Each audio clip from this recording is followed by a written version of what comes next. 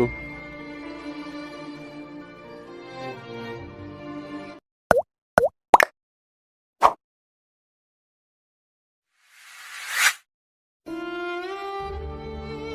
Hello.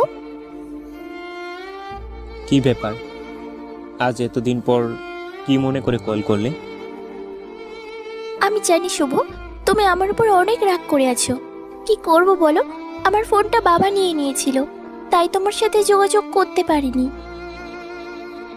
আমি তো ভেবেই নিয়েছিলাম তুমি আমাকে আর কখনো কল করবে না। বিশ্বাস করবে কিনা জানি না, আমি তোমার সাথে যোগাযোগ করার জন্য অনেক চেষ্টা করেছি। আচ্ছা বাদ দাও এইসব কথা, এখন বলো তুমি কেমন আছো? ভালো নেই শুভ, বাসা থেকে বিয়ের জন্য চাপ দিচ্ছে। মনে হয় খুব তাড়াতাড়ি আমাকে বিয়ে দিয়ে দেবে। প্লিজ শুভ, তুমি কিছু একটা করো। তোমার পরিবারের পছন্দ মতো বিয়েটা করে নাও। আমি অনেক চেষ্টা করেও একটা চাকরি ম্যানেজ করতে পারলাম না। না শুভ, আমি তোমাকে ছাড়া অন্য কাউকে মেনে নিতে পারবো না। দেখো, আবেগ দিয়ে কিছু হয় না। যখন আবেগটা কেটে যাবে তখন ঠিকই তুমি বুঝতে পারবে টাকার গুরুত্বটা কতটা। না, আমি টাকা পয়সা কিছুই চাই না, আমি শুধু তোমাকেই চাই। কিন্তু আমি যে চাই না। আসলে সুমা, তোমাকে একটা সত্যি কথা বলা হয়নি।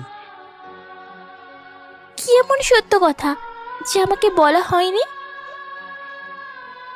আসলে আমি তোমাকে ভালোবাসি না।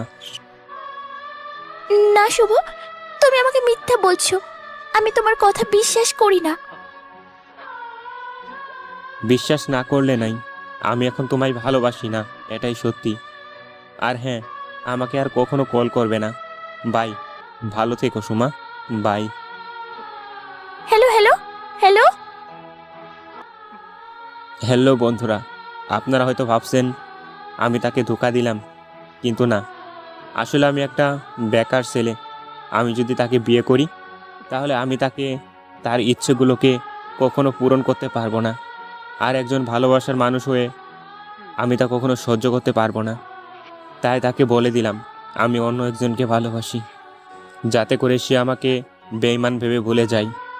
কাছে পাওয়ার নাম ভালোবাসা নয়, বরং ভালোবাসার মানুষটিকে ভালো রাখার নামই সত্যিকারের ভালোবাসা।